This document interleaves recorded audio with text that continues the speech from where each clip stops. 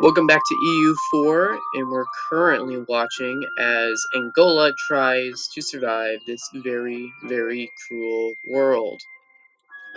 Currently, Angola did lose a province to Lunda. I don't really know how they lost it, but they just did randomly and for absolutely no reason at all. But luckily, Angola should be able to deal with Lunda pretty easily. Beyond that, it looks like the Victoria Lake region has officially blown up into war again between at least Burundi and Borneo. Um, Burundi here should only be at war with Borneo, yes, and Borneo should in theory be only at war with Burundi.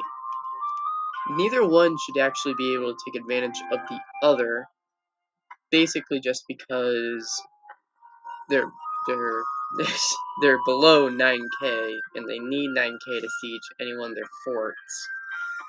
Except for Paraguay, I think they need 6,000 troops to siege Paraguay actually. Which does leave Borneo in a good position, but they have low manpower. So you never know, they could just up and fail, like what they do most of the time. Buha, though, is just sitting in the corner right now, waiting for their chance. Never know what they'll do with that. Beyond that, Kilwa is looking pretty strong, actually, up here in the corner. They're still allied with Mombasa and Malindi, stopping Azeron from really expanding southwards, but it's also stopping them from expanding northwards. They have also almost sieged down all of Imerini, almost taking it all over. It will still take just a little bit more time, though, before they have truly integrated the region, though. Just a little bit longer. Sofala is still independent, but will probably get annexed here real soon as well. And Kilwa is looking like it's in a very good position. Should be able to really just rack up a huge amount of wealth and manpower here real soon, even though it is a little low on the reserves. So right now, it's not looking too good for Angola's future, but currently Angola is looking very good. They should be able to basically decimate Lunda here real soon, and then potentially one of these guys could form Rwanda and begin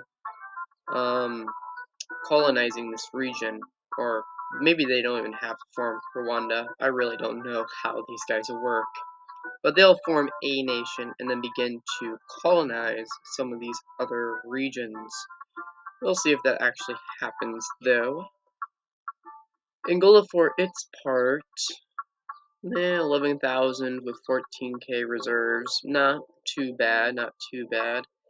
I would still assume a better situation, though. And currently they have trade ideas and a few quality, which does give them morale of armies and a national tax modifier and a bunch of other stuff. So they're looking halfway decent, actually. Maybe they can actually survive this very, very cruel world. So Angola has declared war upon Lunda, and it seems like they might actually take it with very few casualties and very few damage dealt to them. They're looking very good, actually. Lunda does have a very large military, though, with 6,000 at least. So maybe they can defend their land? Never know, never know, never know. Just that doesn't seem very likely for Lunda to be able to do anything, really. They should be able to take Benguela very easily, though. It would be very hard, though, to take any of these other forts if they did exist.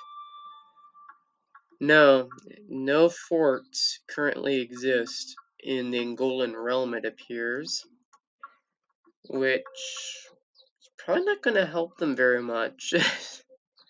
I would wager that they're about to just get obliterated. Where is this fort. Is there a fort map mode? I felt like there was. Yeah, there is. I saw it down there. Fort level. There is no forts within all of Angola right now, besides Benguela. That is probably the worst situation possible for poor old Angola. There's no way that having no force besides Benguela can ever help them. It will probably cause them a lot of problems in the future, and it's gonna cause them a lot of problems now. Benguela is just not gonna survive. I feel very bad for Angola right now, because they are going to get just decimated. And of course, the Victoria Lakes region is in a complete stalemate, with both Borneo and Burundi just basically giving up. I mean, let's be honest here, that they have no way of actually beating each other. They're on an even playing grounds. The only way for the situation to change is if Buha tries to enter in and attack Burundi, which may just be what Borneo needs to win. Who knows? All I know is that Buha would be able to siege down Bazinza. Beyond that, though, I don't know if they'll be able to do much else. It would be interesting to see if they could do anything else. A little interesting, I guess. Of course, Imerini is now gone, full annexed by Kilwa, and Kilwa is still allied with Mombasa and Malindi, and they still have the vassal at Sufala. Who really knows if they'll break these alliances here soon or until a little later. But keeping these guys will almost certainly hurt Kilwa's expansion into the interior for a little while longer. I do believe that Kilwa can also gain one of these territories as a colony. I just think that's going to happen a little bit later on at least. And it's going to take them some time until they can do that.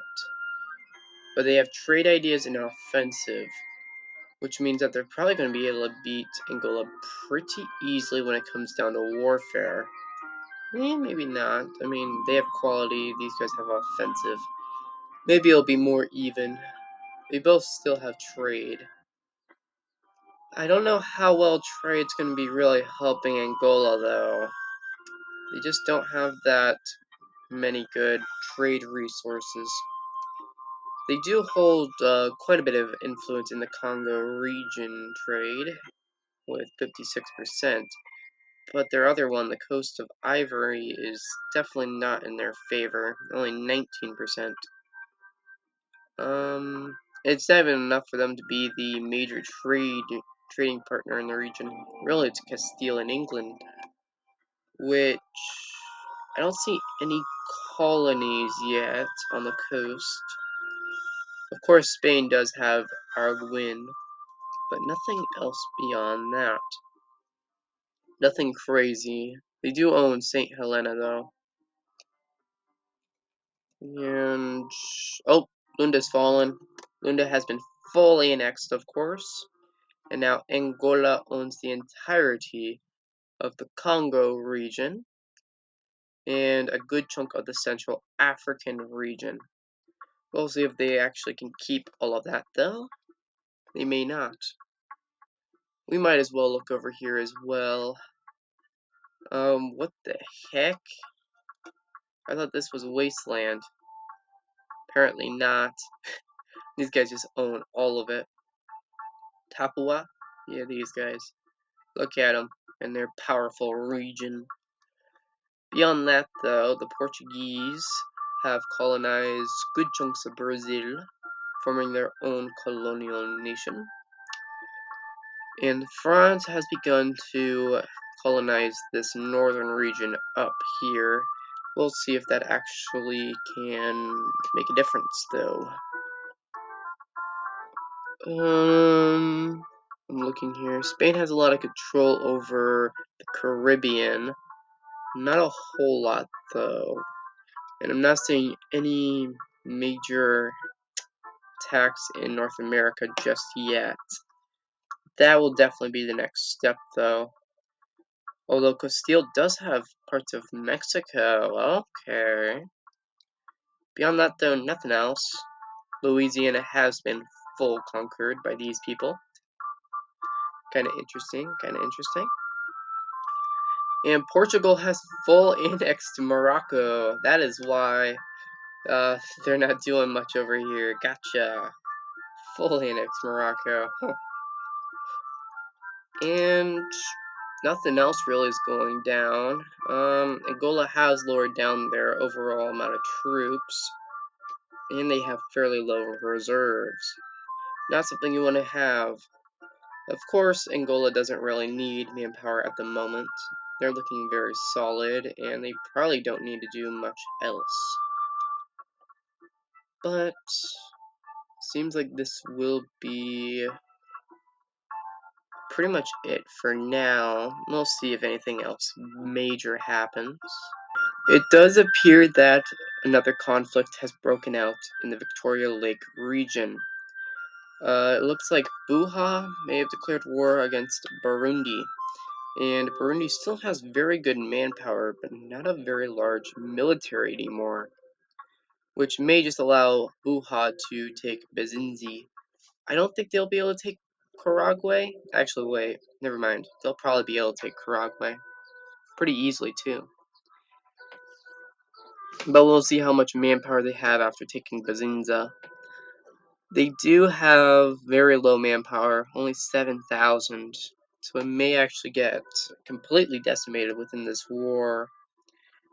And Buha has no major forts besides Rikuru, which is only at level 1, meaning that Burundi should be able to gather a pretty nice military and just march down and get it, in theory. Kilwa has still not ended their alliances with Mombasa and Malindi, and it looks like Ethiopia has actually rivaled them. Yeah, we might as well look up here. Ethiopia, well, a lot of chaos is going on over here. Elodia still exists, and Funj is actually taking a bite out of, I'm assuming, Elodia. I don't think Funj is actually Coptic. So I don't think they'll be able to gain any crucial alliances over here. Could be wrong, though. Could be wrong.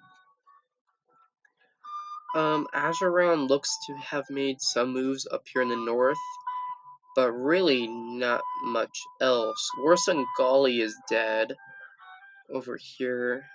They usually control this northern region, but Morahan still appears to be okay. Usually they're gone by this point, but could be a completely different game. Adal is usually the major power against Ethiopia, so it's no surprise that they're still alive. But how long will they survive is totally up to debate. They may just get fully annexed by a combined force of Yemen and Ethiopia, or they could survive to the end of the game. No one really knows, really. And the Mamluks are dead. I just have to look up here and see the little yellow green or yellowish green color and already assume that they're dead. They're dead. Beyond that, the rest of this region looks pretty normal, except for Yemen actually being quite small for this late in the game. Usually they've completely destroyed Aden by now, and are pushing onto Marah, and this is actually a pretty powerful Marah too. But nothing too large or crazy is happening just yet. I mean, the only crazy thing right now is that Kilwa's not making any moves northwards. Usually, if a country's cornered off, they're gonna start breaking alliances, but they just have not done that yet. And their military power is only growing. Very interesting on them. But Angola is probably going to just fall completely down from their very powerful position from now on. It just doesn't seem likely that they can beat Kilwa, or really any of these other guys, without some massive help from the Europeans. Really, the only thing that I see them being able to accomplish is beating a few of these Victorian Lakes people, but that is just assuming that Angola can keep their numbers above 9,000. And to be honest, I don't trust it. I don't trust them to be able to do that at all. I think they'll just completely fail in every single way.